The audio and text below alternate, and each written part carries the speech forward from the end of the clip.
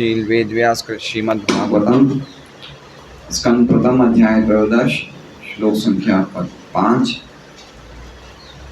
अनुवाद संस्कृत से अंग्रेजी में एवं तात्पर्य कृष्ण कृपा मूर्ति श्री श्रीमद् चरणामृत भक्तिवेदांत स्वामी प्रभुपाद द्वारा। प्रत्युज्जग्मु प्रहर्षेण प्राणं तन्व इवागतम् अपि संगम्य विधिवत् परिष्वङ्गाभिवादने। प्रति की ओर उज्जग्मुः गया प्रहर्षेण अत्यंत प्रसन्नता पूर्वक प्राणं जीवन प्राण तन्व शरीर का इव सदृश आगतम वापिस आया अभिसंगम्य निकट जाकर विधिवत अच्छी तरह से परिष्वंग आलिंगन अभिवादने अभिवादन प्रणाम द्वारा। अनुवाद है, वे सब परम प्रसन्नता पूर्वक उनके निकट गए मानो उनके शरीरों में फिर से प्राण का संचार हुआ हो। उन्होंने एक दूसरे को प्रणाम किया और गले मिलकर एक दूसरे का स्वागत किया। ओम अज्ञानतिमिरान्धस्य ज्ञानाञ्जनशलाकया चक्षुरुन्मीलितं येन तस्मै श्रीगुरुवे नमः। नाम श्रेष्ठं मनुमपि शचीपुत्रमत्र स्वरूपं रूपं तस्याग्रजं रूपुरिमातुं गोष्ठवाटिं राधाकुण्डं गिरिवरमो राधिका माधवाश्रम प्राप्तो यस्य प्रतितत्प्रया श्रीगुरुं तं तोऽस्मि। वन्देऽहं श्रीगुरोः श्रीयुतपदकमलं श्रीगुरुं वैष्णवांश्च श्रीरूपं स्वग्रजातं सैगण्डगुणातान्वितं तं सजीवं साद्वैतं सावधूतं परिजनसहितं कृष्णचैतन्यदेवं श्रीराधा कृष्णपादान् सैगण्डलिता शिवशाखान्वितांश्च। गुरु वैष्णव भगवान तीन स्मरणाय विघ्न विनाशनाय सय निज वांछित पूर्ण। हरे कृष्णा कृष्णा कृष्णा हरे हरे हरे राम राम राम हरे हरे कृष्ण। तो आप लोग 2 हफ्ते तक खूब आनंद कर रहे थे, कथा सुन रहे थे, और 2 हफ्ते के बाद लोग जैसे पुण्यहीन व्यक्ति का आपको शक्ल वापस देखने को मिल रही है। लेकिन क्या करें, अब आपको सुनना ही पड़ेगा, क्या कर सकते हैं। जब आप लोग सब तैयार हो जाएंगे भागवतम क्लास देने के लिए, तो धीरे धीरे मुझ जैसे व्यक्ति की शक्ल देखने के आपको दुर्भाग्य प्राप्त नहीं होगा। तो ये पहले 13वें अध्याय के 6 श्लोक है। उसमें विदुर जी का तीर्थ यात्राओं से आगमन बताया कि लौटते हैं तीर्थ यात्राओं से वापस हस्तिनापुर। हस्तिनापुर से क्यों जाते हैं? क्योंकि दुर्योधन ने उनका अपमान कर दिया था कि खाली प्राण लेके चले जाओ, बाकी सब छोड़ जाओ यहाँ पे। तो विदुर जी उसको एक अच्छा अवसर समझते हैं कि मुझे यात्राओं में जाऊंगा तो मुझे भगवान के भक्तों का संग मिलेगा, और इसलिए वो यात्राओं पे निकल जाते हैं। वो युद्ध में भाग नहीं लेते हैं, और शायद कितने साल रहे, काफ़ी साल तक वो यात्राओं में घूमे। उसके बाद उसी समय भगवान का अपने धाम जाने का समय आ गया। तो भगवान ने अपने धाम जाने से पहले पूरी कृष्ण भावनामृत का विज्ञान किसको सुनाया? उद्धव जी को। जो भगवान ने अर्जुन को सुनाया है वो संक्षिप्त में सुनाया, जो उद्धव जी को सुनाया है वो बिल्कुल डिटेल में सुनाया। और पूरा उसका 11 स्कंद में 6ठे अध्याय से लेके आखिरी तक 29वें 30वें अध्याय तक पूरा वर्णन उद्धव गीता के रूप में प्रस्तुत हुआ है। तो भगवान ने अद्भुत ज्ञान और विज्ञान उद्धव जी को दिया। और जब भगवान उद्धव जी को सुना रहे थे तो उस टाइम मैत्रेय मुनि भी वहीं पे सुन रहे थे। मैत्रेय और उद्धव दोनों भगवान के महान भक्त हैं, लेकिन फिर भी कैटेगरिकली उद्धव जी की स्थिति विशेष है। तो भगवान उद्धव जी को सुना रहे थे और साथ साथ में मैत्रेय मुनि भी पीछे सुन रहे थे। तो फिर उसके बाद विदुर जी की मुलाकात उद्धव जी से होती है, और विदुर जी उद्धव जी को बोलते हैं कि आप भगवान से मिले, आपको भगवान से कोई विशेष ज्ञान प्राप्त हुआ है तो आप मुझे सुनाइए। लेकिन उद्धव जी उम्र में विदुर जी से छोटे थे, तो उद्धव जी ने को लगा कि ये सही नहीं होगा कि मैं इन्हें ज्ञान सुनाऊंगा। यद्यपि वो सुना सकते थे, लेकिन फिर भी एक शिष्टाचार के नाते, मर्यादा के नाते उन्होंने कहा कि मैत्रेय मुनि ने भी यही सुना है भगवान से, तो आप मैत्रेय मुनि से सुनिए। तो इसलिए फिर विदुर जी तीर्थ यात्राओं के दौरान मैत्रेय मुनि से भगवत धर्म और सनातन धर्म का ज्ञान प्राप्त करते हैं। और वो जब प्राप्त करते हैं तो उनको थोड़ा सुन के पता चल गया कि हमारी परम कल्याण किसमें है, भगवान की शुद्ध भक्ति में है। तो उनको इतना अच्छा लगा कि मैं ये ज्ञान जो मुझे मिला है मैं लोगों को बांटूं, है ना। इसलिए वो ज्ञान बांटने के लिए कहाँ पे आए, वापस हस्तिनापुर आए। क्यों? विशेष रूप से अपने भाई धृतराष्ट्र को उद्धार करने के लिए। मैं प्रीच करूँ, मुझे इतनी अच्छी नॉलेज मिली तो इसे प्रीच कैसे करूँ। तो वापस वो आते हैं हस्तिनापुर और पर्टिकुलरली अपने बड़े भाई से जिनको उनको बड़ा स्नेह था उनके कल्याण के लिए आते हैं। और फिर वो हस्तिनापुर आते हैं। तो वो हस्तिनापुर आते हैं, उनका पूरा वर्णन ये पहले से 1 से 6 श्लोक में है।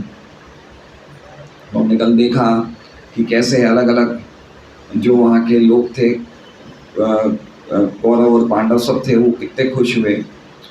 और आज बता रहे हैं कि प्रति जग्मु प्रहर्षेण प्राणम तन्वैवागतम। कल का तात्पर्य भी कुछ रह गया है ना, तो वो आज हो सकता है तो हम शायद पूरा करेंगे। पहले हम आज का श्लोक ले लेते हैं।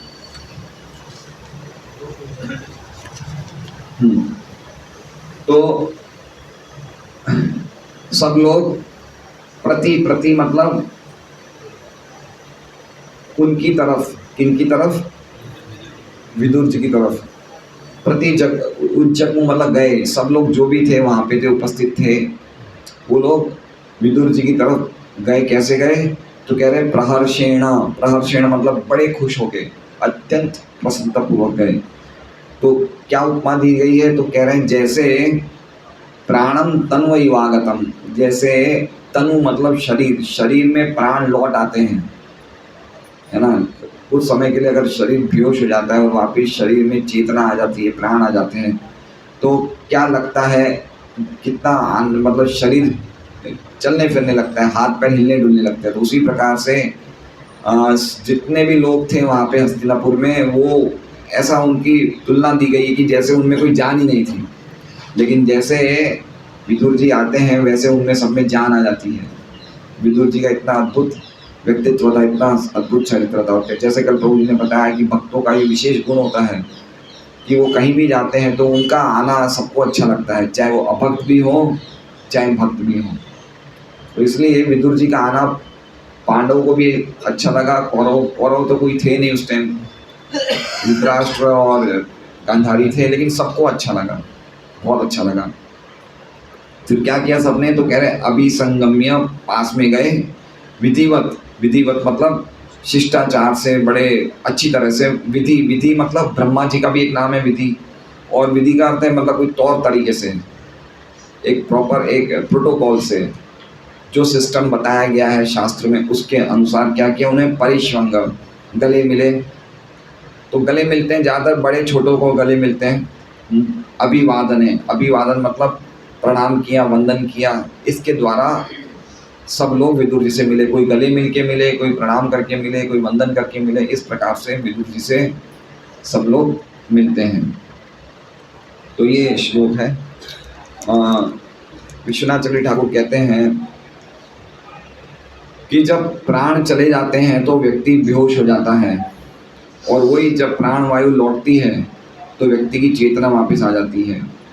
तन्व का अर्थ है शरीर के हिस्से, यानी कि हाथ एवं पैर। जैसे ही प्राण वायु लौटती है तो हाथ और पैर अपने अपने कार्यों में वापस लग जाते हैं, वापस उनमें जान आ जाती है। और श्रीधर स्वामी भी इसी प्रकार से कह रहे हैं, कोई कारण से अगर मूर्छा के दोष से प्राण शिथिल हो जाते हैं तब शरीर के अवयव मतलब लिम्स किसे बोलते हैं? हाथ और पैर। तो शरीर के हाथ पैर निश्चेष्ट हो जाते हैं, लेकिन फिर वापस जब उनमें प्राण आते हैं तो उनमें वापस चेतना आ जाती है। तो दोनों आचार्यों की एक जैसी टीका है। अब हम तात्पर्य देखते हैं। चेतना के अभाव में शरीर के अंग निष्क्रिय रहते हैं, लेकिन जब चेतना वापस आती है तो अंग तथा इंद्रियां सक्रिय हो उठती हैं और जीव हर्षित हो उठता है। तो चेतना के अभाव में शरीर के अंग निष्क्रिय रहते हैं। तो ठीक है, हम समझ सकते हैं कि चेतना जो है उसका हमारे मतलब चेतना किसका लक्षण है? चेतना आत्मा का लक्षण है।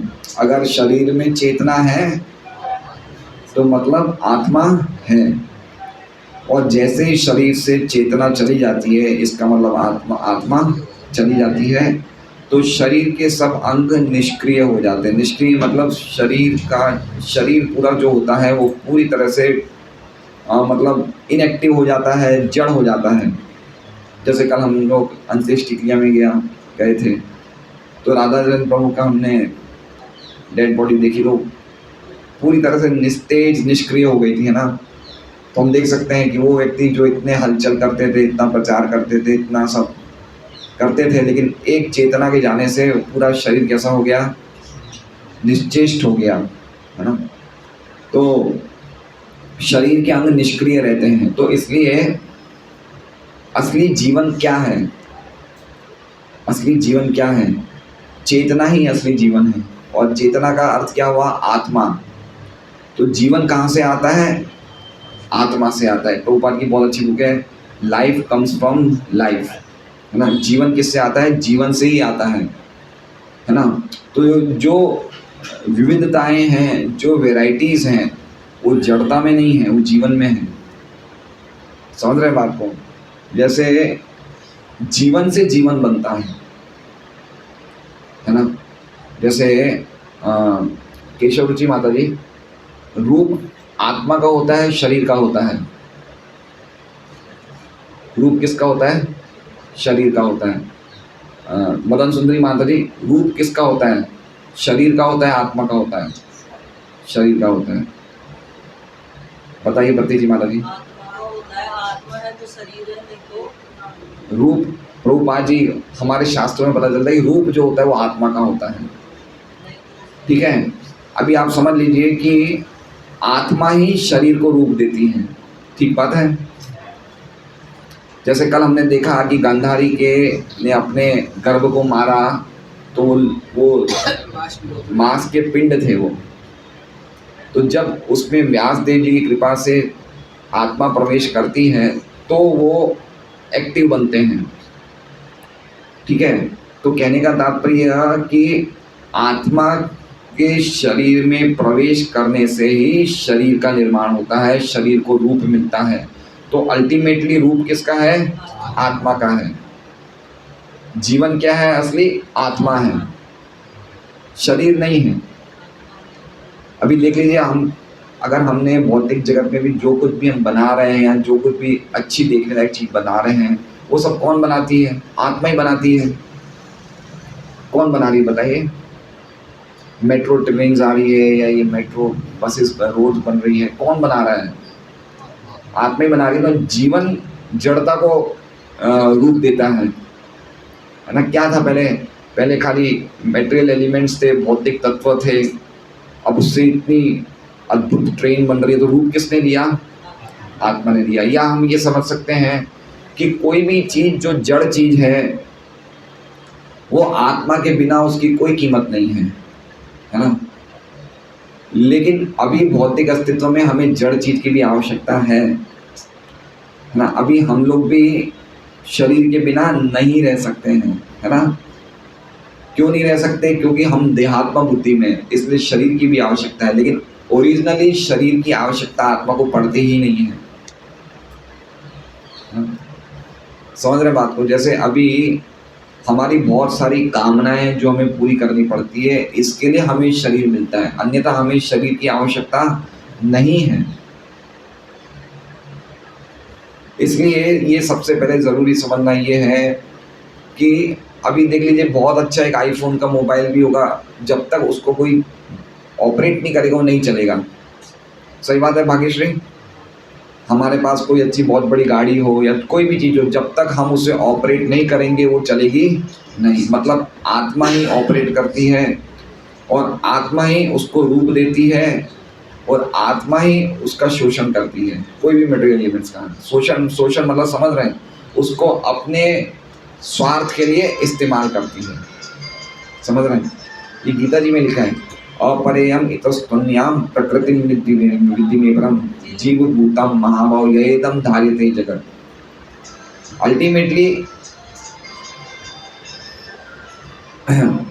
अल्टीमेटली आत्मा परमात्मा के निर्देशन में कार्य कर रही है, लेकिन ये समझना चाहिए कि अल्टीमेटली जो कुछ भी हो रहा है वो जीवन से ही हो रहा है।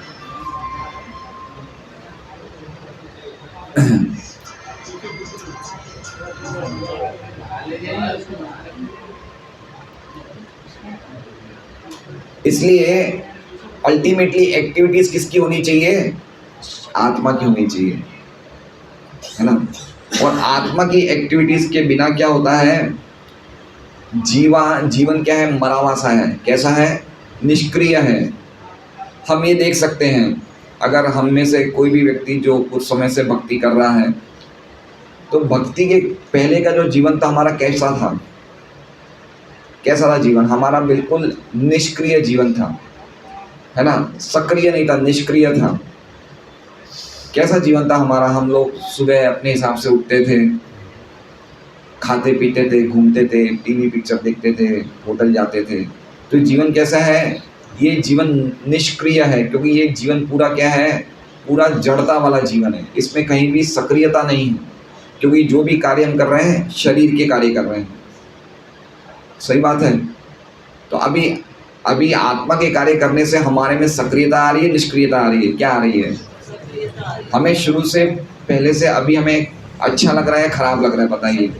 कोई बहुत व्यक्ति जो भक्ति में आने के बाद भी बहुत ही व्यक्ति, कोई अश्रद्धालु व्यक्ति होगा या दुर्भाग्यशाली व्यक्ति होगा, जो अभी भी भक्ति में आने के बाद भी हो सकता है, संभावना है कि वो शोक करे कि मैं पहले ज़्यादा अच्छा था, कि मैं तो ज़बरदस्ती आ गया हूँ कैसे ना कैसे, लेकिन मन तो मुझे पहले वाले जीवन में ही लगता था। कोई बहुत ऐसा व्यक्ति जिसकी भक्ति में मन नहीं लग रहा है या जो बिना मन के कर रहा है, वो ऐसा सोच सकता है। अन्यथा अगर कोई भी ढंग से साधना करेगा, वो समझेगा कि मेरे जीवन में कितना ज़बरदस्त सक्रियता आई है, कितनी एक्टिवनेस आई है ना। एक्टिवनेस नहीं है सुबह 4 बजे उठना, ही एक्टिवनेस नहीं है।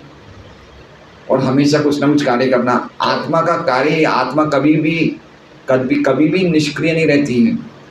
आत्मा हमेशा एक्टिव रहती है। ये गीता जी में तीसरा अध्याय का 5वां श्लोक है, न ही कश्चित क्षणमपि जातु तिष्ठति कर्मकृत् कार्यते अवश्य सर्व प्रकृति चेत गुणे। कि आत्मा कभी भी एक समय के, एक क्षण के लिए भी कभी भी इनएक्टिव नहीं रहती है, हमेशा उसे कुछ ना कुछ चाहिए। तो अब हमें भक्तिमय क्रियाएं मिल गई है, तो हम कितने एक्टिव रहते हैं बताइए। पहले भी हम एक्टिव थे, लेकिन वो एक्टिवनेस नहीं थी, वो पागलपन था। वो जैसे मान लीजिए कोई पागल व्यक्ति होता है अस्पताल में, और उसके पागल है, उसके वो गले में स्टेथोस्कोप होता है। स्टेथोस्कोप, लाओ मैं तुम्हारा पल्स देखता हूँ, वो देखता हूँ। तो हम समझ सकते हैं जो एक्टिविटी कर रहे हैं पागलपन की एक्टिविटीज़ है। तो उसी प्रकार से हमारी जो पहले एक्टिविटीज़ थी वो कैसी थी? वो पागलपन की एक्टिविटीज़ थी। हम सोचते थे हम बहुत एक्टिव हैं, लेकिन असली एक्टिविटी ये है जो हम भक्ति में क्रिया में कर रहे हैं। इसलिए जब भक्ति में हम आ जाए, तब हमारा एक क्षण भी वेस्ट नहीं होना चाहिए। वेस्ट होते ही हम लोग वो हो जाएंगे, निष्क्रिय हो जाएंगे। इसलिए भक्ति के गुण हैं, बताया कि जो भक्ति की उच्च अवस्थाओं में आता है उनके लिए एक गुण बताया है, अव्यर्थ कालत्वम। वो एक समय को भी नष्ट करना पसंद नहीं करेंगे, एक क्षण को भी, क्योंकि उनको बहुत अच्छा लगता है एक्टिव रहना। तो हम देख सकते हैं कि आत्मा जो है वो हर एक चीज को प्राण दे रही है, हर एक चीज को शक्ति दे रही है। और प्राणवायु अलग है, जैसे इसमें लिखा है प्राणम तन्वई वागतम, प्राणवायु अलग है और आत्मा अलग है ना। प्राण मतलब प्राणवायु, लाइफ एयर, जो वायु जो इंद्रियों को प्राण दे रही है, शक्ति दे रही है, ठीक है। इंद्रियों को शक्ति कहाँ से मिलती है? प्राणों से, है ना। अगर अगर हम लोग कुछ समय के लिए सांस रोक देंगे तो हम फिर हरि नाम नहीं कर सकते, हम लोग रुक जाएंगे, फिर वापस सांस आएगी तो हमें शक्ति आएगी। तो इंद्रियों को शक्ति कहाँ से मिलती है? इंद्रियों का पावर हाउस कौन सा है? प्राणवायु। तो जब प्राणवायु खत्म हो जाती है या रुक जाती है तो इंद्रियां बिल्कुल डल पड़ जाती है। लेकिन वापस जैसे हम लोग, इसलिए भक्त चाहे तो उन्हें प्राणायाम करना चाहिए थोड़ी देर, अपनी सेहत को अच्छा रखने के लिए हर व्यक्ति प्राणायाम कर सकता है। एटलीस्ट हम लोग साधना जो करते हैं और इस उम्र में आ गए जब 40-45 साल में, तो 10-15 मिनट निकाल के, वैसे तो प्रभुपाद जी एक जगह तात्पर्य में लिखते हैं कि सबसे अच्छा प्राणायाम भक्तों के लिए डांसिंग करना है, नृत्य करना है।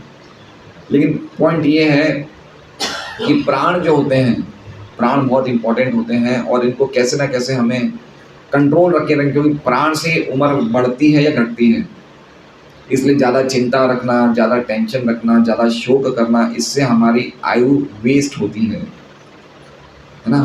तो ये सब बातें आयुर्वेद में भी है और हम शास्त्रों को गंभीरता से पढ़ेंगे। इसलिए व्यक्ति को हमेशा भगवत चेतना में रहना चाहिए, जिससे कि वो हमेशा सक्रिय रहे।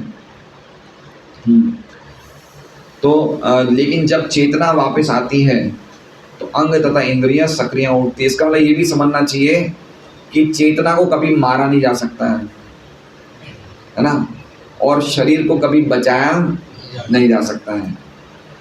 ना ही आत्मा को मारा जा सकता है, और आत्मा का लक्षण चेतना, उसको भी मारा नहीं जा सकता है, और ना ही शरीर को बचाया जा सकता। तो सबसे अच्छा कार्य क्या करें कि उस चेतना को शुद्ध कर लिया जाए। सबसे अच्छा ऑप्शन क्या है कि शरीर को तो हम पूरे समय बचा के रख नहीं सकते हैं, तो शरीर से अर्जित जो भी कुछ हमें प्राप्त हो रहा है वो इसी जीवन तक के लिए है, तो वो भी हम हमेशा के लिए नहीं रख सकते। तो अच्छा है कि हम अपनी चेतना को उच्च अवस्था में ले जाएं, है ना। वो चेतना जो हमारी उच्च अवस्था में रहेगी, और जिस चेतना में हम प्राणों को त्याग करते हैं या शरीर को आत्मा छोड़ती है, वो हमारा आखिरी फोटो रहता है, जब उसके अनुसार हमें अगला जीवन मिलता है। समझ रहे हैं? जैसे मान लीजिए कि मृत्यु के समय मैं 3 दिन पहले कोमा में आ गया हूँ, तो मेरी चेतना चली गई है, लेकिन वो 3 दिन पहले मैं जिस चेतना में शरीर को छोड़ता हूँ वो मेरी आखिरी डिटरमाइनिंग वो मेरा स्टेज होगा, जिससे ही निर्धारित किया जाएगा कि मुझे क्या शरीर मिलता है ना। इसलिए चेतना को हमेशा कृष्ण में रखना, चेतना को हमेशा कृष्ण में रखना, ये बहुत बड़ा विज्ञान है। पूरी भागवत और गीता हमें खाली इसी बात पे बताती है कि कैसे हमें चेतना हमेशा कृष्ण में रखना है, क्योंकि कृष्ण के अलावा और कुछ है ही नहीं। वासुदेव सर्वमिति सब महात्मा, कृष्ण के अलावा कुछ नहीं है। तो वो व्यक्ति जिसने अपनी आंखों को या अपने दिमाग को ट्रेन कर लिया कि मैं कहीं भी देखूं तो कृष्ण को ही देखूं, तो उसको बेस्ट कृष्ण, वो सबसे अच्छा योगी है वो। चाहे वो जड़ देख रहा है चाहे चेतन देख रहा है, लेकिन वो हमेशा कृष्ण में अपने आप को रखे रहता है। हर चीज कृष्ण में देखता है और कृष्ण को हर चीज में देखता है। तो ये प्रैक्टिस हमें करनी है। इसलिए हमें समझना चाहिए कि हम ज़्यादा समय जीने वाले नहीं हैं, हमें अल्टीमेटली इस शरीर को छोड़ना पड़ेगा। कल प्रभु जी की 67 साल की उम्र, ज़्यादा बड़ी उम्र नहीं थी उनकी, लेकिन उनमें बहुत जोश था, बहुत उत्साह था। मैं तो उन्हें पिछले 20 सालों से 24 सालों से जानता हूँ, बहुत उत्साह था उनमें। और उनकी सेहत हमेशा सही नहीं रहती थी, हमेशा कुछ ना कुछ उनको कोई ना कोई शारीरिक पीड़ाएं चलती रहती थी, 10-15 साल से चलती रहती थी कुछ ना कुछ, लेकिन फिर भी उनमें इतना उत्साह था। और आज उनके कारण ही वैष्णो मंदिर को एक जगह मिल गई, और मतलब उन्होंने इतना प्रयास किया, कैसे ना कैसे ज़मीन ले ली, और भगवान बहुत बड़ा कार्य किया वो, नहीं तो ज़मीन मिलना मुश्किल हो जाता। इतने भाव हैं वहाँ पे, तेज भाव है। तो ऐसे हम उनसे सीख ले सकते हैं कि वो बड़े उत्साही थे भक्ति में और सबको भक्ति में लगाए रखते थे। और मुझे भी याद है, मैं जब नया नया उनसे मिला था, शुरू की बातें हैं, तो मुझे घर पे बुलाते थे और हमेशा एक्टिव रहते थे, हमेशा। बहुत सीखने लायक बात थी उनमें, हमेशा एक्टिव रहते थे और गुस्सा भी खूब करते थे, डांटते भी खूब थे। मुझे भी बहुत डांटे हुए वो, लेकिन उनमें बड़ी खूबी थी कि डांटने के बाद अगले दिन गले मिल लेते थे। तो बहुत अच्छी वंडरफुल क्वालिटीज़ थी उनमें, और बहुत अच्छा उन्होंने प्रचार किया वेसु में। इतने अद्भुत उन्होंने प्रचार किया, इतने प्रचारकों को तैयार किया, इतनी माताओं को तैयार किया, इतने प्रभु जी को तैयार किया जिन्होंने अलग अलग भक्ति वृक्ष चला रहे हैं और कितने अलग अलग प्रोग्राम चल रहे हैं। तो अगर वेसु में हम समझेंगे कि प्रचार तो भगवान ने विशेष रूप से उन्हीं को निमित्त बनाया है इतने प्रचार के लिए। लेकिन बाद में कुछ इस तरह की समस्याएं आ गई जिसके कारण कुछ गड़बड़ियाँ भी हुई, जिसका जिक्र मैं आपको बाद में करूँगा, क्लास में नहीं करूँगा। तो पॉइंट ये है कि हमें ऐसे हमेशा उत्साही रहना चाहिए भक्ति में। हम आत्मा हमेशा उत्साही है, हमेशा एक्टिव है, तो भक्ति में कार्य में लगे रहना चाहिए, हमें हमेशा लगे रहना चाहिए कुछ ना कुछ कार्यों में। जैसे मैंने पहले भी एक बार बोला हुआ है कि हमें ये सोचना चाहिए कि कल की तुलना में मैं आज कुछ ज़्यादा भक्ति करूँ, है ना। कभी भी भक्ति एक स्टेज पे नहीं रहती, या तो नीचे रहती है ऊपर रहती है। अब हमें है कि हमें किस स्टेज पे ले जाना है, ऊपर की तरफ रखना है नीचे की तरफ रखना है। हम ये सोचेंगे रोज का रोज ये माला करना, रोज ये लोगों को प्रचार करना, ये बोरिंग है। तो ऐसा नहीं सोचना, हमें हमेशा ये सोचना है कि मैं और करूँ भक्ति, और करूँ भक्ति। तो इंद्रियां सक्रिय होती है और जीव हर्षित होता है। कौरव परिवार के लिए महात्मा विदुर इतने प्रिय थे कि राजमहल में उनकी अनुपस्थिति की तुलना निष्क्रियता से की गई थी, है ना। मतलब कोई जान नहीं थी, है ना। एक भक्त के जाने से बहुत बड़ा नुकसान होता है कोई भी घर पे, और उसकी कीमत कब पता चलती है, जब वो चला जाता है तब चलती है। ऐसे तो घर की मुर्गी दाल बराबर है, सही बात है।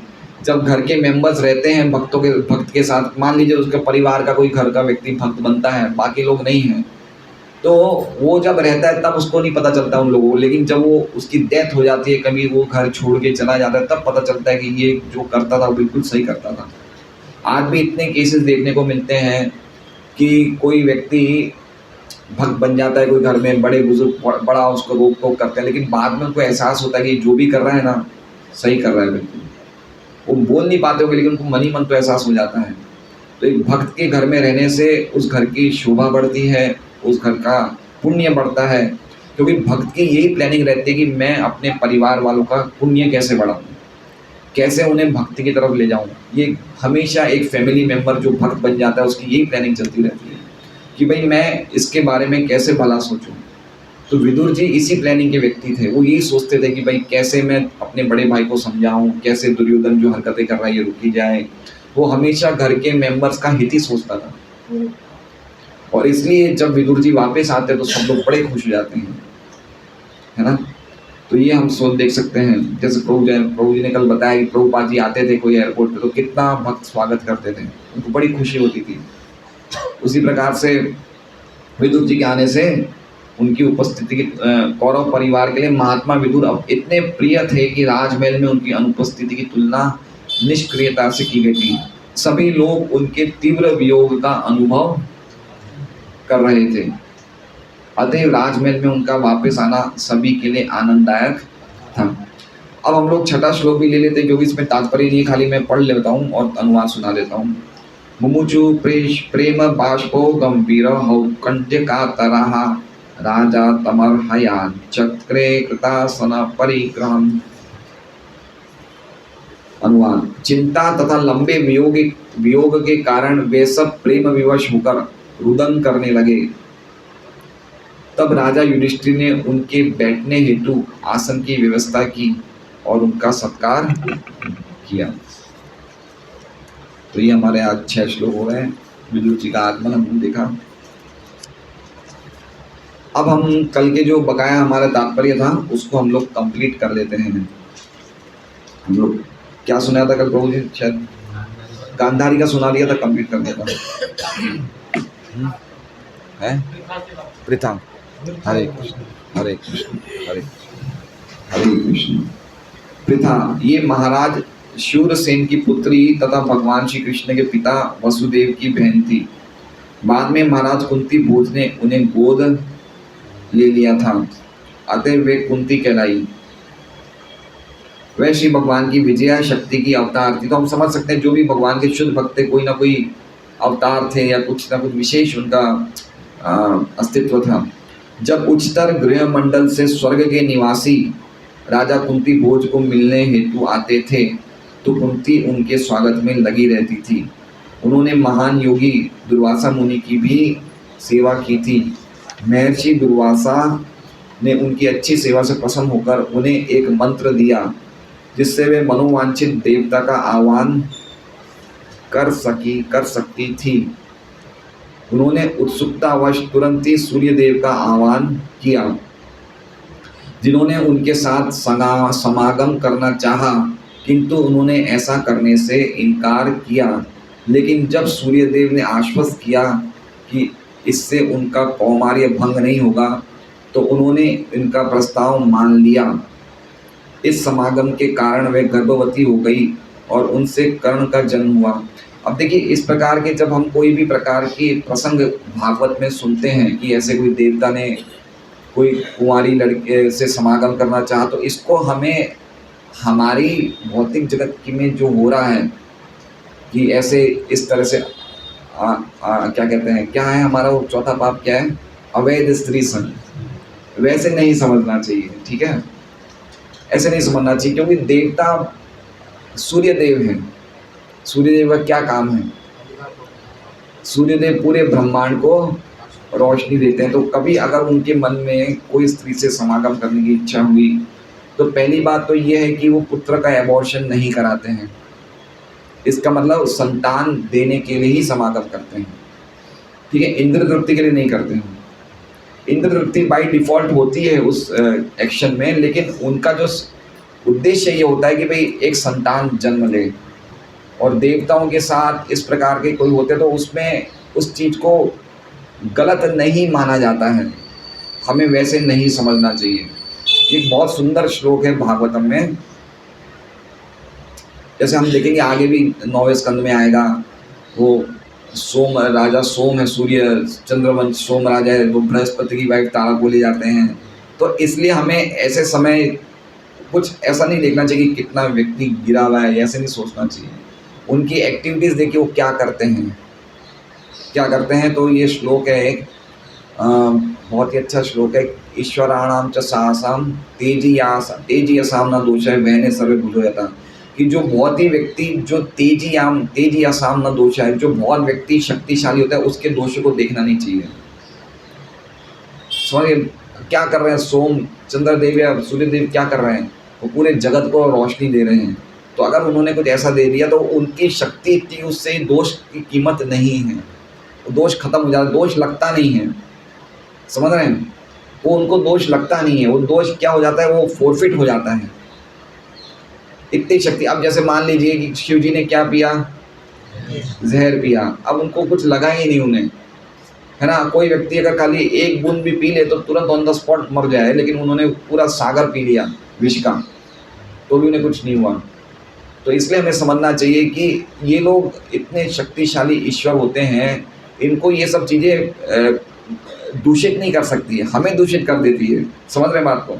हम कोई पराये स्त्री या पुरुष ऐसा करते तो हम तुरंत दूषित हो जाते हैं, लेकिन इनको दूषित नहीं कर पाती चीज़ें, क्योंकि इतने शक्तिशाली होते हैं। समझ रहे हैं पॉइंट को? तो सूर्यदेव, सूर्य की रोशनी, कोई घर के कमरे में कोई 2 साल का बच्चा पेशाब कर देता है तो इतना शक्तिशाली होता है सूर्य की, वो थोड़ी देर अगर वो पेशाब पे अपनी सूर्य किरण रखता है तो पेशाब भी सूख जाती है। तो दोष को नलीफाई कर दिया सूर्यदेव ने। उस हिसाब से ये अगर कोई भौतिक जगत में या कोई भी स्त्री से कोई समागम कर ले तो वो इनके लिए कोई विशेष कोई दोष देने वाली बात नहीं है, लेकिन हमारे लिए बहुत बड़ा दोष है। तो ये बात समझनी चाहिए, ये पॉइंट बहुत क्लियर होना चाहिए। इसलिए कभी भी हमारे मन में इनके लिए कोई भी प्रकार के नकारात्मक भाव नहीं होने चाहिए कि ये कैसे कर सकते हैं ऐसा। जैसा कल प्रभु जी ने बताया कि शास्त्र में जो लिखा है 100% प्योर है, करेक्ट है ना। तो हमें उस दृष्टि से देखना चाहिए कि क्या लिखा है कि कैसे। लेकिन ऐसा नहीं समझे कि रावण जो रेप करता था वो भी सही है, वो नहीं है ना। रावण की स्थिति अलग है और सूर्यदेव की स्थिति अलग है। तो ये सब पॉइंट्स हमें श्लोकों से और ये प्रॉपर सी वे में पढ़ेंगे कि वो एक असुर था, वो उनका शोषण करना चाहता था, लेकिन सूर्यदेव के साथ ऐसा चीज़ नहीं था। इस समागम के कारण वे गर्भवती हो गई और उनसे कर्ण का जन्म हुआ। सूर्य की कृपा से वे पुनः कुमारी कन्या में परिणित हो गई, लेकिन माता पिता के भय से उन्होंने अपने नवजात शिशु कर्ण का परित्याग कर दिया। देखिए, इसके बावजूद भी उन्होंने मारा नहीं, है ना। एबॉर्शन कितना बड़ा पाप है। छोड़ दिया उन्हें, नदी में छोड़ दिया, लेकिन मारा नहीं। तत्पश्चात जब पति चुनने की बारी आई तो उन्होंने स्वेच्छा से पांडु को पति रूप में चुना। बाद में महाराज पांडु गृहस्थ जीवन त्याग कर संन्यास ग्रहण करना चाहते थे, किंतु कुंती ने अपने पति को ऐसा नहीं करने दिया। अंत में महाराज पांडु ने उन्हें अनुमति दे दी कि वे उपयुक्त महापुरुष का आह्वान करके पुत्र प्राप्त कर सकती हैं। पूर्व में कुंती ने प्रस्ताव स्वीकार नहीं किया, लेकिन जब पांडु ने अनेक उपयुक्त दृष्टांत प्रस्तुत किए तो वे राजी हो गई। इस प्रकार दुर्वासा मुनि द्वारा प्रदत्त मंत्र से उन्होंने धर्मराज का आह्वान किया, जिससे युधिष्ठिर का जन्म हुआ। इसके उपरांत उन्होंने वायुदेव का आह्वान किया तो भीम उत्पन्न हुए। स्वर्ग के राजा इंद्र का आह्वान करने पर अर्जुन का जन्म हुआ।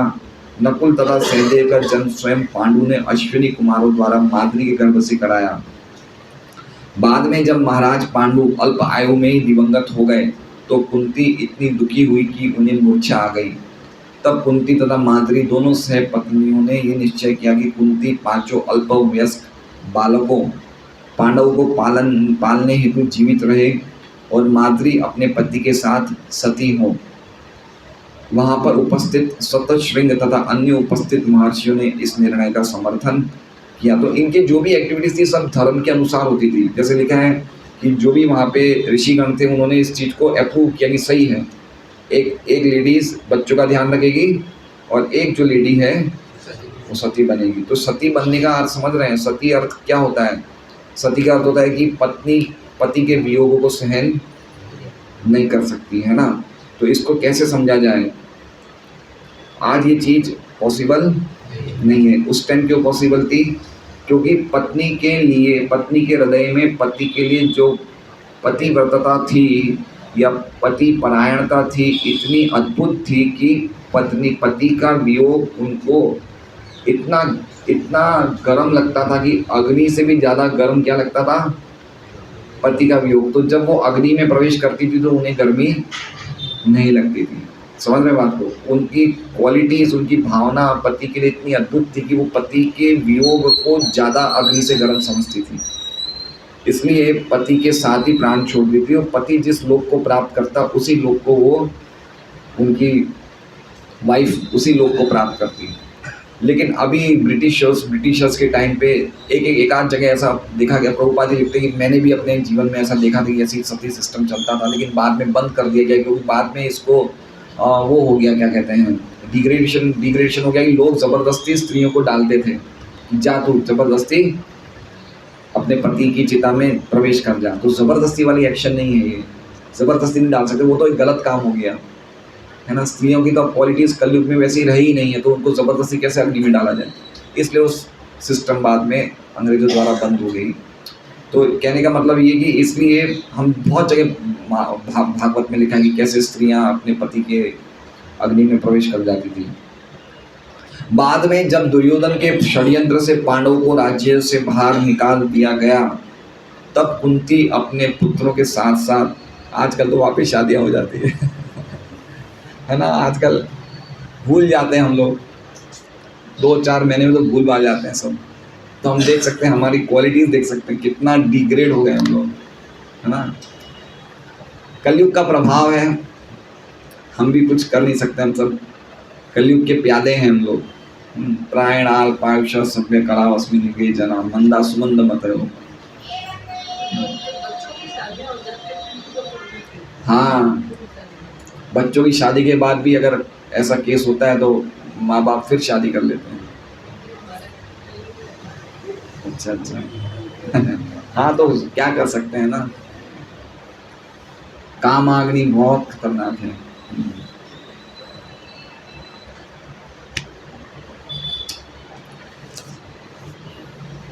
बाद में जब दुर्योधन के षड्यंत्र से पांडवों को राज्य से बाहर निकाल दिया गया तब कुंती अपने पुत्रों के साथ साथ रही और उन दिनों में उन्होंने सारे कष्ट उठाए।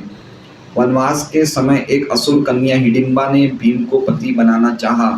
भीम ने इनकार कर दिया, किंतु जब कन्या कुंती तथा महाराज युधिष्ठिर के पास पहुंची तो उन्होंने भीम को आदेश दिया कि उसका प्रस्ताव स्वीकार करें। समझ रहे हैं बात को?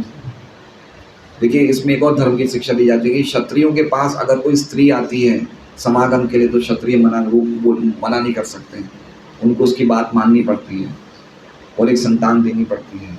तो हिडिंबा आई भीम के पास, भीम ने मना कर दिया कि राक्षसनी के साथ मैं संग नहीं करूँगा, लेकिन धर्म के नाते युधिष्ठिर ने और कुंती ने समझाया तो फिर भीम ने उस प्रस्ताव को स्वीकार। तो कितनी चीज़ें हमें समझने में आती हैं। अभी आ रही है वो महाभारत क्लास है 8 से 8:30 चल रही है।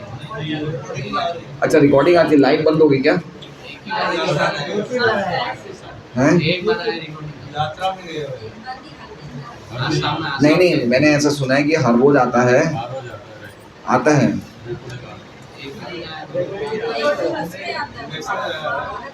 हाँ, उसमें आता है, उसमें नहीं, उसमें आप जुड़ जाइए। वो एक उनका महाभारत वाला ग्रुप है, उसमें इस संयोग से घटोत्कच का जन्म हुआ और उसने अपने पिता की ओर से कौरवों के विरुद्ध वीरतापूर्वक युद्ध किया।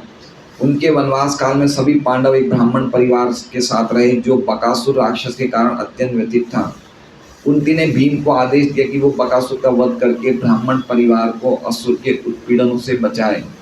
भीम का एक वंडरफुल रोल है, बहुत जगह भीम ने पांडवों की रक्षा करी है। वंडरफुल रोल है भीम का, है ना? कोई भी स्थिति में अर्जुन से कम नहीं बोल सकते हम भीम को। हर जगह उसने कितनी जगह रक्षा करी भीम ने। कीचक को मारा, ये बकासुर को मारा, पांडवों को गोदी में लेके ले जाते हैं वो लाख के घर से। बहुत अद्भुत भीम के 100 के 100 भाइयों को भीम ने मारा। और जो खतरनाक मौत ये 100 भाइयों में से दुशासन की करते हैं, अद्भुत है। वो देखेंगे महाभारत में तो पता चल जाएगा क्या दरिद्र, क्या मतलब जैसे बोलते हैं ना, बड़ी क्रूरता से दुशासन को मारा। ये हाथ से तूने साड़ी खींची थी ना, ऐसे हाथ खींच लिया सीधा। अद्भुत भीम का जो चरित्र है। प्रभुपाद जी एक जगह लिखते हैं मन की क्या कहते हैं, मन की तपस्या में, भगवद गीता में 17वें अध्याय में, वाणी की तपस्या, शरीर की तपस्या और मन की तपस्या, मतलब मन की तपस्या में प्रभुपाद जी लिखते हैं कि महाभारत पढ़नी चाहिए। महाभारत से मन बहुत अच्छा लगता है। भागवतम तो कह रहे है ही है, लेकिन महाभारत में क्या इतनी स्टोरीज है, इतनी चीज़ें हैं ना कि महाभारत से मन लगा रहता है। तो तात्पर्य प्रभुपाद जी महाभारत लिखते हैं, भागवतम नहीं लिखते हैं कि महाभारत पढ़नी चाहिए। तो हमें लोग को पढ़ सकते हैं कुछ समय निकाल के महाभारत, और पढ़ना ही चाहिए। हमारे जीवन में इतने उतार चढ़ाव आते हैं, व्यापार में नुकसान, ये वो, कुछ समय निकाल के हमें महाभारत पढ़ना चाहिए।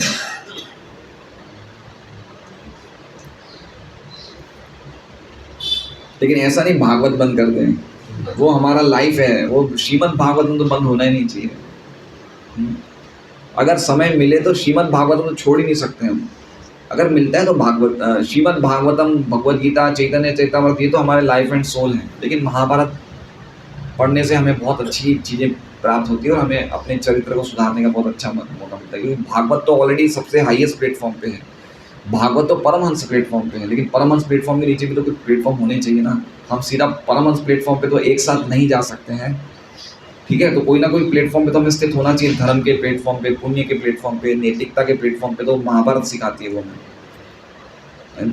भागवत तो ऑलरेडी, भागवत तो ग्रंथ ही परमहंसों के लिए, हमारे लिए है ही नहीं। धर्म प्रोजित केतुअत्र परमो निर्मत सराणाम सताम। जो व्यक्ति द्वेष से मुक्त हो गया है वो भागवत उसके लिए है। तो अब हम तो देश से मुक्त होने के प्रोसेस में हैं, अभी हम मुक्त हुए नहीं, इसलिए हम भागवत पढ़ रहे हैं कि कैसे ना कैसे द्वेष से मुक्त हो जाए।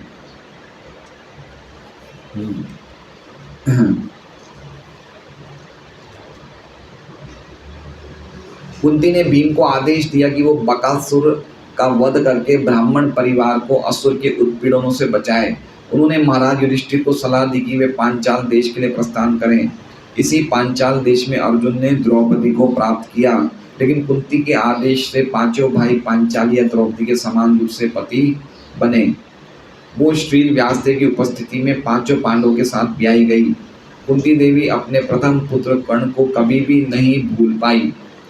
उन्होंने कुरुक्षेत्र युद्ध में कर्ण की मृत्यु होने पर विलाप किया और अपने अन्य पुत्रों के समक्ष स्वीकार किया कि महाराज पांडु से विवाह करने के पूर्व ही कर्ण का जन्म हो चुका था। बाद में बताते कुंती देवी बाकी पांचों पुत्रों को।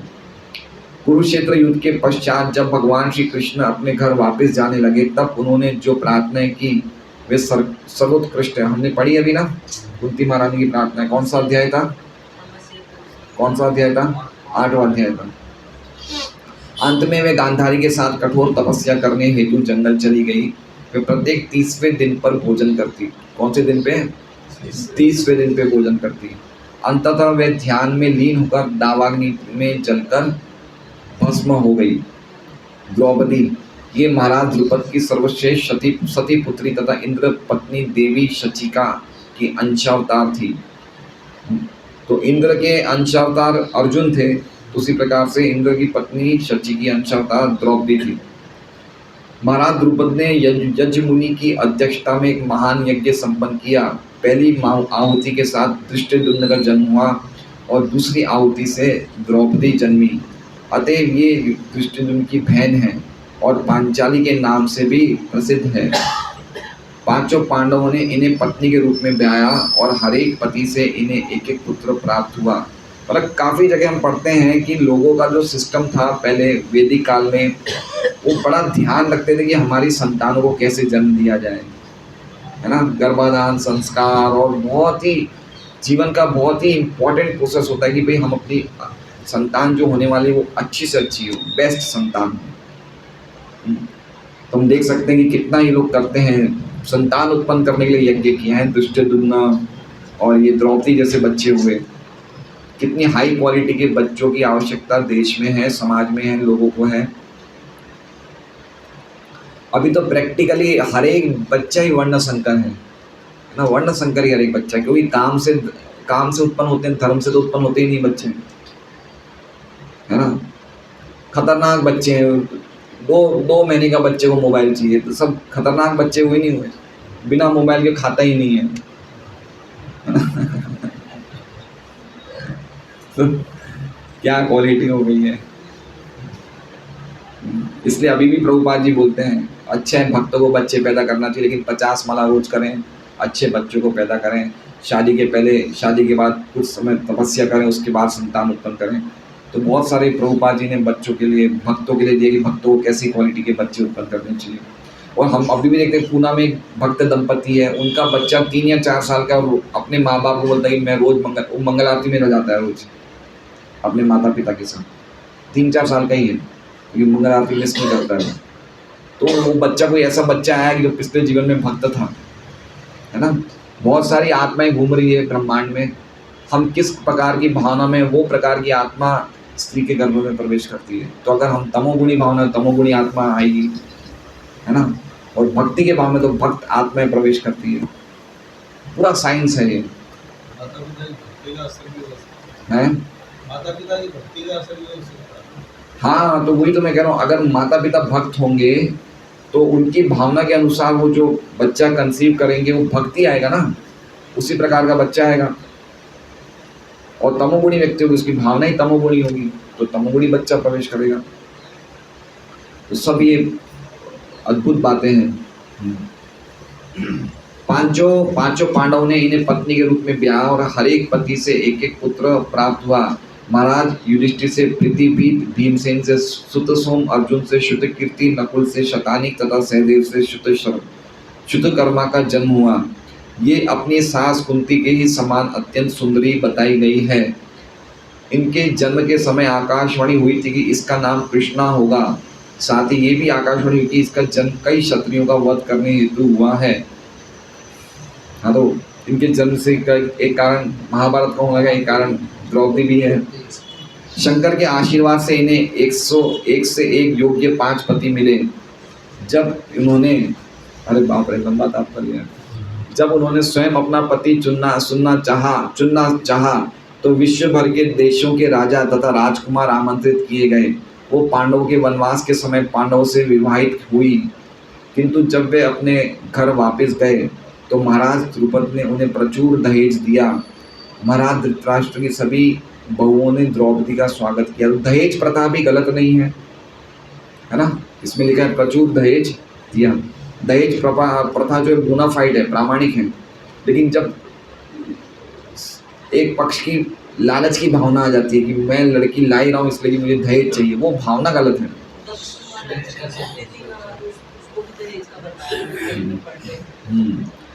तो बहुत दहेज दिया जाता था पहले के बड़े बड़े, क्योंकि प्रभुपाद जी तात्पर्य मिलते हैं कि बेटी को बाप की संपत्ति में हक नहीं मिलता है, तो वो जितना भी देना चाहता है शादी के टाइम दे देता है ना। जो बाप की जायदाद होती है उसमें बच्चों लड़कों का हक होता है, लड़कियों का नहीं होता। तो लड़कियों को क्या करता है, जितना उसकी इच्छा होती है वो शादी के टाइम पे उसे धन पहुंचा देता है या सामान पहुंचा देता है। तो दहेज की प्रथा गलत नहीं है, लेकिन जो व्यक्ति लालच की भावना से सौदे करता है शादी के टाइम, वो गलत है। तो आजकल बड़े आंदोलन चलते हैं दहेज बंद करो, ये सब ऐसा नहीं है। दहेज बंद करो, दहेज बंद नहीं हो सकता है। हर एक बाप अपनी इच्छा से बेटी को देता है, इसमें बंद कैसे हो सकता है। लेकिन उसका वो जैसे सती का डिग्रेडेशन हो गया, ऐसे दहेज का भी डिग्रेडेशन हो गया, ऐसे समझ सकते हैं। महाराज धृतराष्ट्र की सभी बहुओं ने द्रौपदी का स्वागत किया। जब वे जुए में हार दी गई तो उन्हें सभा भवन में जबरन घसीट कर लाया गया और दुशासन द्वारा लग्न किए जाने का यत्न किया गया। यद्यपि वहां पर भीष्मदेव तथा द्रोण जैसे गुरुजन उपस्थित थे, वे भगवान श्री कृष्ण की महान भक्त थी। उनकी प्रार्थना सुनकर भगवान ने स्वयं असीम वस्त्र बनकर उन्हें अपमान से बचाया। तो वस्त्र जो थे वो भी भगवान का रूप ही थे। इसमें लिखा है कि वो वस्त्र भगवान ही वो वस्त्र बन गए। जब जटासुर नाम के राक्षस ने उनका अपहरण किया तो भीमसेन ने उसका वध करके उनकी रक्षा की।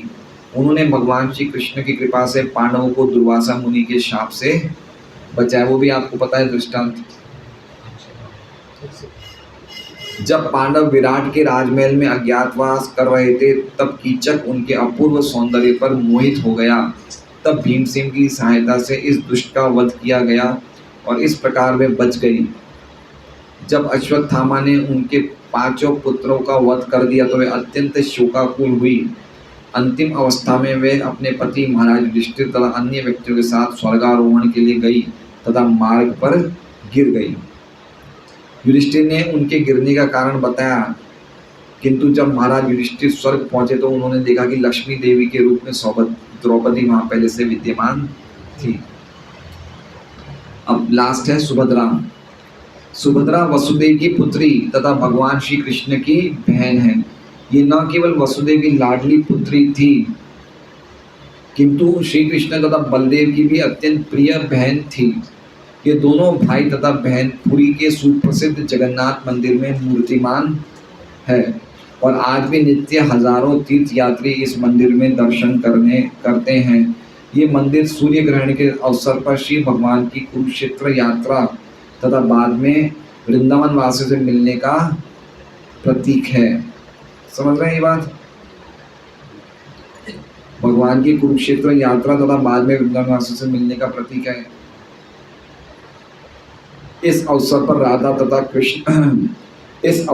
राधा तथा श्री कृष्ण का मिलन अत्यंत कारुणिक है और पूरी में भगवान श्री चैतन्य राधा रानी के भाव में सदैव भगवान श्री कृष्ण के लिए लालायित रहते थे। तो ये पूरा समझ गए आप लोग? क्या ये बीच में ये चीज के ऊपर उपाय बता रहे हैं? मतलब इसमें क्या है कि कुरुक्षेत्र में जब भगवान आते हैं द्वारका से तो वृंदावन वासी भी कुरुक्षेत्र में जाते हैं। उस टाइम पे क्या होने वाला था वहाँ पे? सूर्य ग्रहण। तो उस टाइम भगवान को जब ब्रजवासी देखते हैं कि वो राजवेश में है, क्षत्रिय वेश में, तो ब्रजवासी को अच्छा नहीं लगता। तो वो ये चाहते थे भगवान को देख के बोले कि हम आपको हमें देखना अच्छा लग रहा है लेकिन इतना नहीं जितना ब्रज में रखता था, तो आप वापस यहाँ से हमारे साथ कहाँ चलो? ब्रजधाम चलो। तो वही तात्पर्य चैतन्य महाप्रभु के अनुसार रथ यात्रा का है। रथ यात्रा में जब चैतन्य महाप्रभु पुरी में भगवान जगन्नाथ को देखते हैं तो उनको लगता है कि जगन्नाथ जी यहाँ पे अपने पूरी ऐश्वर्य के साथ हैं। तो श्री चैतन्य महाप्रभु राधा रानी के भाव में भगवान को बोलते हैं कि आप यहाँ से चलो, हमें आपका ऐश्वर्य भाव अच्छा नहीं लगता। इसलिए रथ यात्रा के उद्देश्य से वो भगवान को नीलाचल से सुंदराचल ले जाते हैं, है ना। जैसे कुरुक्षेत्र हो गया जगन्नाथपुरी और जो गंभीरा का मंदिर हो गया वृंदावन। तो इसलिए भगवान को कुरुक्षेत्र से, अरे जगन्नाथपुरी से लेके रथ यात्रा में कहाँ जाते हैं? गंभीरा जाते हैं। यहाँ आप अपने ऐश्वर्यों में हैं, यहाँ आपका हमें सेवा करना इतना माधुर्यपूर्ण नहीं लगता जितना व्रज में लगता है। तो चैतन्य महाप्रभु भगवान को रथ में बैठा के कहाँ ले जाते हैं? गंभीरा ले जाते हैं। तो गंभीरा क्या है? वृंदावन। तो ये बहुत अच्छा, हम लोग को गौड़ी वैष्णव में पता होना चाहिए। चैतन्य चैतन्य पढ़ेंगे तो उसमें तो पता चल ही जाएगा, लेकिन इसमें प्रभुपाद जी बता रहे हैं, इसलिए मैं बता रहा हूँ आपको। जब अर्जुन द्वारका में थे तो उन्होंने सुभद्रा को अपनी रानी बनाना चाहा और भगवान श्री कृष्ण से अपनी इच्छा व्यक्त की। श्री कृष्ण जानते थे कि उनके बड़े भाई बलदेव सुभद्रा का विवाह अन्यत्र तय कर रहे थे। मतलब बलदेव चाहता था इनका ब्याह दुर्योधन से हो क्योंकि दुर्योधन उनका बहुत अच्छा शिष्य था, बलराम जी का। लेकिन भगवान चाहते थे कि इसका ब्याह किससे हो? अर्जुन से हो। तो भगवान पूरी प्लानिंग करते अपनी बहन को ही किडनैप करवा देते, जाओ तुम। तो अत्यंत अद्भुत लीला है ये भी। क्योंकि श्री कृष्ण बलदेव द्वारा की जा रही व्यवस्था के विरुद्ध जाने का साहस नहीं कर सकते थे, अतः उन्होंने अर्जुन को सलाह दी कि वो उसका हरण कर ले।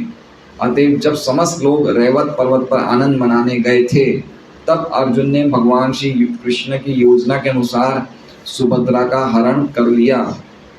इस पर बलदेव अर्जुन पर अत्यंत क्रुद्ध हुए और वे उन्हें मार डालना चाहते थे, किंतु भगवान श्री कृष्ण ने बड़े भाई से अनुनय विनय की कि वे अर्जुन को क्षमादान दे।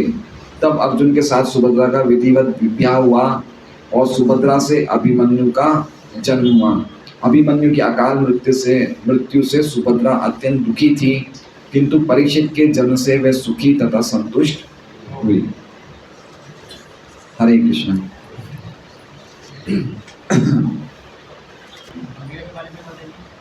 गंभीरा एक मंदिर है, वहाँ पे क्षेत्र है नीलाचल से 3 किलोमीटर दूरी पे जगन्नाथपुरी में, जिसे सुंदराचल बोलते हैं। सुंदराचल, जगन्नाथपुरी के मंदिर को नीलाचल बोलते हैं और गंभीरा के मंदिर को सुंदराचल बोलते हैं। तो चैतन्य महाप्रभु रथ यात्रा को ले जाते हैं। रथ यात्रा वहाँ पे 7 दिन या 9 दिन रहती है और उसके बाद भगवान लौटना नहीं चाहते हैं, तो लक्ष्मी जी आती है और ज़बरदस्ती भगवान को ले जाती है कि आपने वादा किया था आप आ जाओगे। 5वें दिन बोलती है लक्ष्मी जी। तो लक्ष्मी जी के जितने भी सैनिक थे और जगन्नाथ जी के सैनिकों को बंदी बना देती है। बोले तुम्हारे स्वामी ने प्रॉमिस किया था 5वें दिन आ जाओगे, क्यों नहीं आए? तो 5वें दिन को बोलते हैं हीरा पंचमी। एक यात्रा होती है जगन्नाथपुरी की यात्रा के बाद 5वां दिन हीरा पंचमी। हीरा पंचमी मतलब लक्ष्मी जी वापस अपना हक अधिकार जमा के भगवान को लाना चाहती हैं। ये सब श्री चैतन्य चरितामृत में बहुत अच्छी तरह वर्णन है। आज से हम एक कार्य कर रहे हैं, वो डब्बा लाइए मनुष्य को। अच्छा, आज से हमने एक बंद है ना